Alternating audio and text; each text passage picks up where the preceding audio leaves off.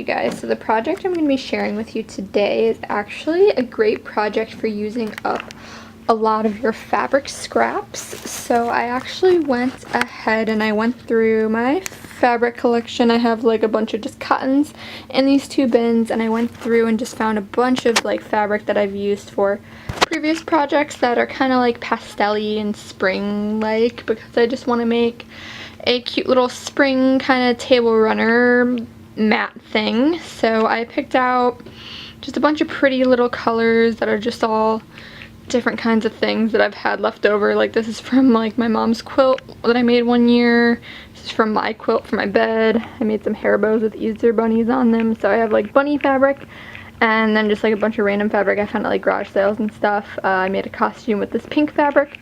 So I'm just going to go through and pick out a few that I want. This is a very kind of like patchwork, scrappy kind of project. So just kind of pick, it's just like anything really. You can use little, we're just going to be using little strips of fabric. So even if you have smaller pieces, it'll be doable because this is going to be a patchwork project. So yeah, I'm going to go through and kind of pick my favorites that go together, and we're going to use those. Alright you guys, so these are the fabrics that I ended up choosing for this project.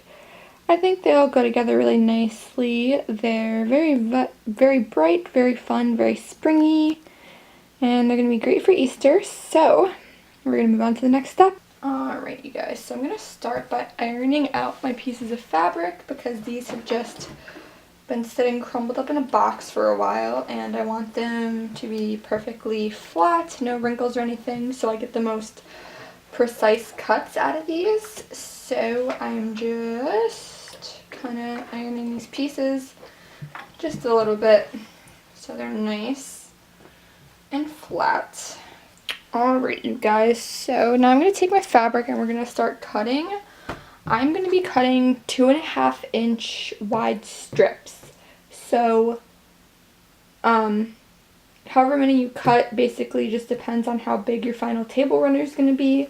I want mine to be a finished 16 by 16 inch square. So, based on that, I'm probably only going to be cutting about like 8 strips in total. But I am going to be piecing them together in an interesting way.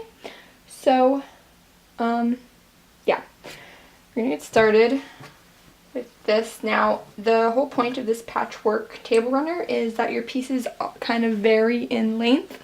So, I'm going to go ahead and just start cutting. So, I'll start with this like bunny fabric that I have here. You're going to want to make sure it's kind of squared up a little, just so you don't have any crooked lines. So I'm going to square this up. So to do that, I have it folded, and I'm just going to cut. I'm going to line up my ruler, and I'm going to cut up this raw edge. Now I'm lining my ruler up with the folded edge because I know that's going to be a perfect edge. And then I'm just going to go ahead and take my rotary cutter, and there we go.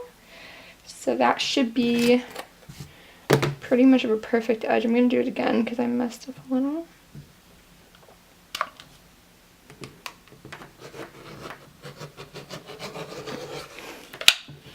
Okay. So now I have a pretty perfect squared edge here. So now I can start cutting some strips. So I'm going to be doing 2.5 inch strips. So I'm just going to line my ruler up at the 2.5 inch mark along this right angle here. And then I'm just going to go ahead and I'm going to cut.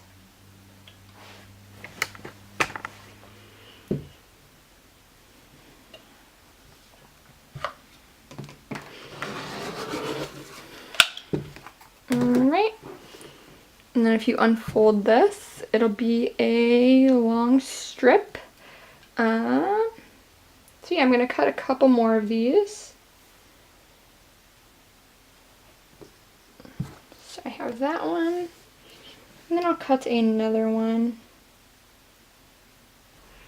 Okay, so now for these strips, I'm just going to go ahead and cut them at like random lengths. Some of them will stay the same as they are already. Some of them I'll just kind of mess around with them. I'll keep these this way. So yeah, I'm just going to make separate piles for each pattern. I'm basically just going to cut them at random. Some of them I'll keep longer, and some of them I'm just going to like cut nicely. So grab this, I'll unfold it, and then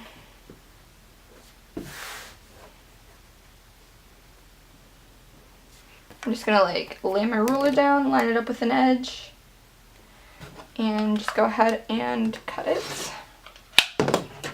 Then I'm left with a strip that's like this long, and then 2 strips that are like half the size. So just random strips. You want them all to kind of be different sizes, different lengths, but you want to make sure they all are the same width. So I'm just going to go ahead and go through and do that with all of these.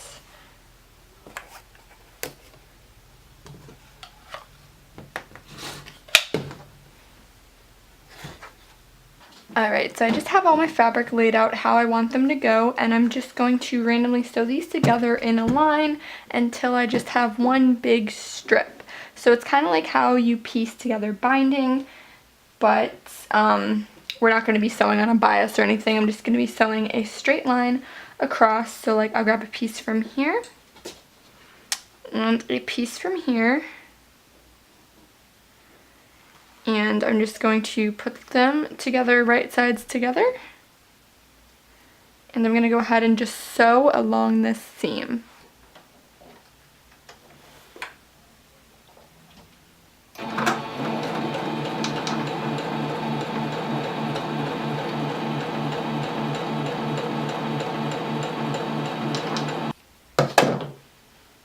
Okay, just like that. And then I'm going to just fold up the other side, take my next piece, right sides together, and I'm just going to sew along the top seam again.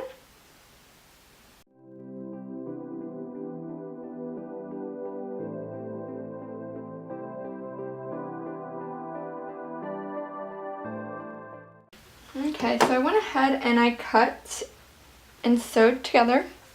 I went ahead and I sewed together enough of these little strips to just make one big strip, and this is going to be enough to cut 8 pieces. It might honestly be a little bit more, but I'm going to cut like 8 pieces that are about 18 inches long, just so I have a little extra to work with. But I'm going to go ahead and just iron all my seams.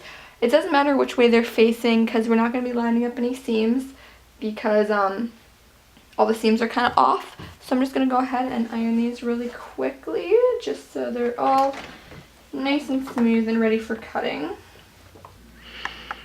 Alright you guys, so I finished ironing all my seams flat. I just ironed them all in the same direction pretty much. I just ironed them all in the same direction because it doesn't really matter. But now I'm going to go ahead and measure these out. I'm going to do 18 inches just because I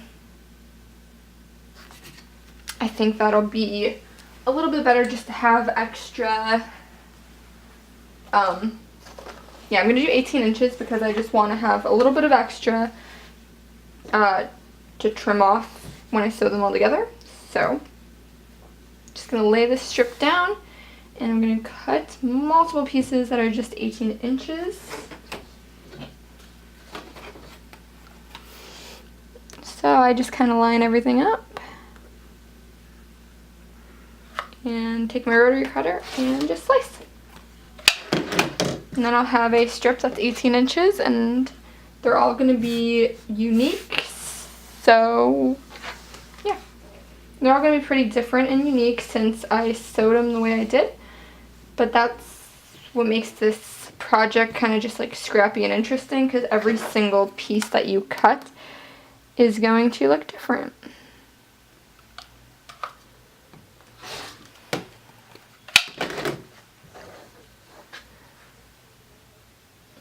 Alright, so now that I have all of my strips cut out, I'm going to start laying them out and see how I want them to appear.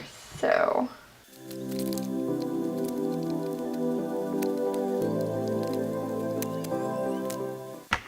Alright, so this is how I've decided to lay it out, and I'm just going to go ahead strip by strip and sew them all together on these seams using a 1/4 inch seam allowance. So I'm going to start on this side. So I went ahead and I just pinned these two strips together, and I'm just going to go ahead and do a 1/4 inch all the way down.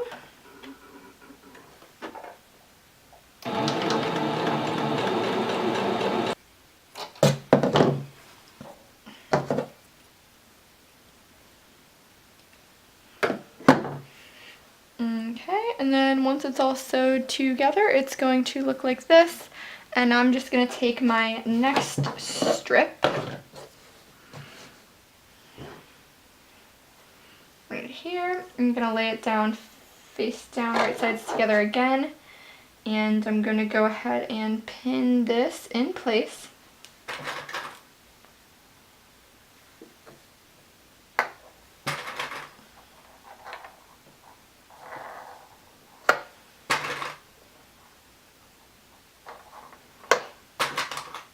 And I'm just going to go ahead and then sew those together.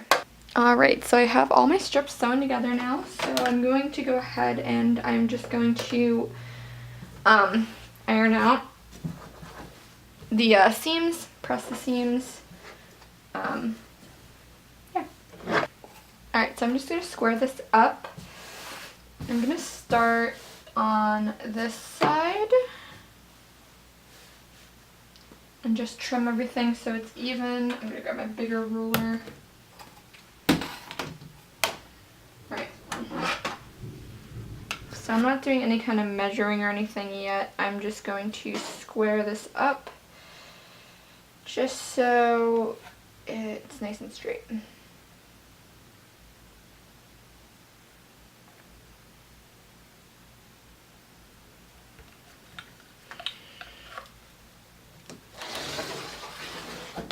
Okay.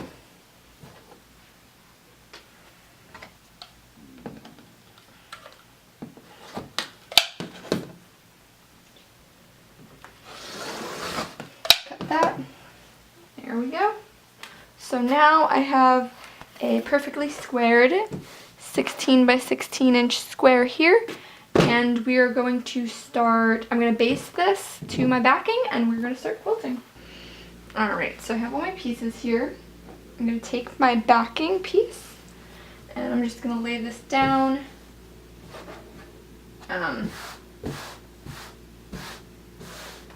Right side down. And I'm going to take a little bit of basting spray and I'm just going to spray this on top of that. And I'm going to take my batting here. I'm just going to carefully lay this on top of this here. Just going to be careful. Just make sure everything's laying nice and flat. And I'm just going to press that down.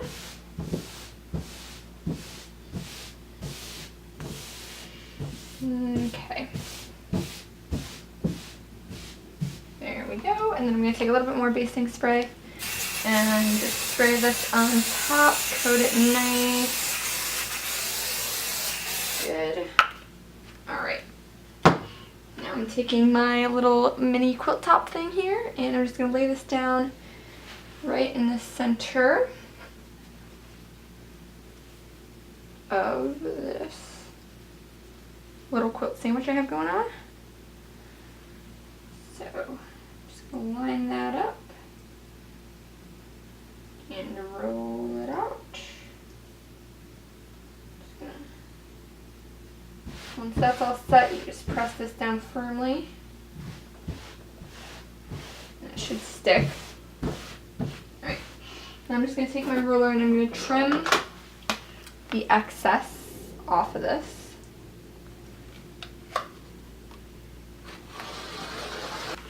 Now once that's done, you have a little mini quilt sandwich here. So you have just the top, your batting, and your backing. So I'm going to go ahead and I'm actually going to take some of my, I'm not going to use any basting pins because I did use the basting spray, but if you want to use the basting pins, you can. I'm just not going to based on the quilting I'm going to be doing, but I'm going to be using some Wonder Clips, and I'm just going to go around the perimeter of this just in case the glue doesn't like work that well. I don't want anything becoming unstuck and sliding around as I am sewing it, so I'm just going to go around and pin. Alright, so I have all my pins down, so now we can go ahead and we're going to start quilting. You can feel free to do any kind of quilting stitch you want. I typically stick to straight lines or just like preset decorative stitches on my machine because I don't know how to free motion quilt, nor do I have a machine that's capable for free motion. Sometimes if you're a beginner, it's easier to just stitch in the ditch. You can always just do like straight lines, horizontal, make like a crosshatch kind of thing. Just gonna play with it, do whatever you want. I'm just gonna do something pretty basic. But yeah, I'm gonna go ahead and quilt this and I'll be right back to show you guys the finished product. Okay, the top of the table runner is all quilted. I ended up using these little pretty like leaf stitches that are set into my machine. I just did some vertical lines down the piece with these, and then I did stitch in the ditch horizontally.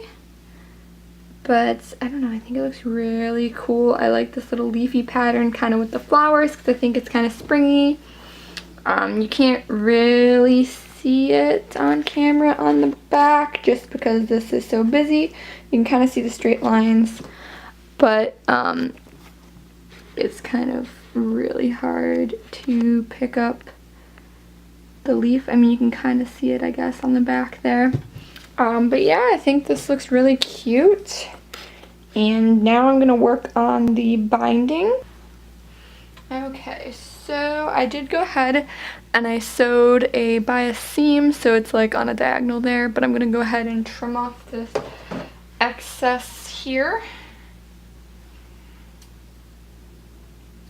And I just stitched 2 strips together because I think they're about like 20 inches long or so, whatever the width of the fabric was.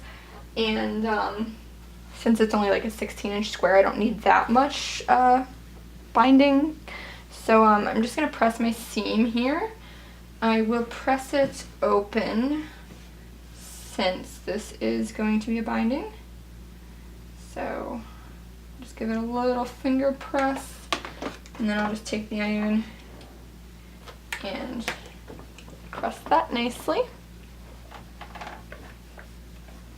Okay, now I'm going to go ahead and just do a fold on my fabric here, and I'll iron this. So I'm just folding. I'm going to give it a quick little pass with the iron because there is a little bit of wrinkles in it. Then I'm just going to fold it in half, and then I'm just going to fold this in half and give it an iron. Just making a basic binding strip here, nothing fancy. So I'm just going to go through this whole strip and iron it down. Alright, so I got my bias tape all ironed and folded in half here. So I'm going to take my block here and I'm going to flip it upside down so the back side's facing me. And then I'm going to start in the center just so we don't have a corner end on a seam. And I'm going to take the raw edge, so the edge that's not folded, and I'm just going to start, I'm going to line this up to the edge, and I'm just going to start pinning. So I'm just using my little clips, and I'm going to pin this in place here. And now when I get to a corner, I'm going to take this, I'm going to fold it up and then back down so that it creates a nice right angle here. Let me show you. And this is just like a basic binding technique. You can find like a bunch of tutorials on the internet on how to do binding if you've never done like a quilt before. But yeah, then I'm going to continue pinning along the edges here.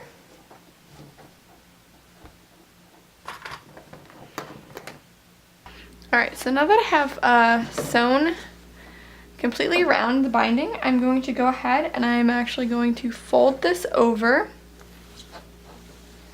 to the front side. And I'm just going to go ahead and pin this down now.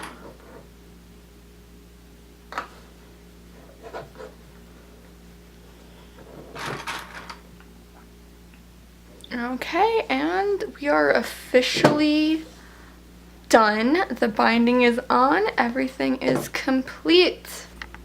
And this is what the finished product looks like. I think it turned out pretty cute. It's gonna look nice on my table for Easter in the spring season. And yeah, this is just like a super easy project for you guys to use to kill some of your scraps. You can make it bigger if you need to, but I thought this would look best on my table. This is what it looks like on my table. It's super cute. I got these adorable salt and pepper shakers at Hobby Lobby. They're little bunnies, and I thought they were just the cutest thing ever, so I had to buy them. But yeah, I think this looks really cute. Ignore all the junk on my table. I'm doing a paint with diamonds thing. But yeah, turned out super cute, super springy, and I love it.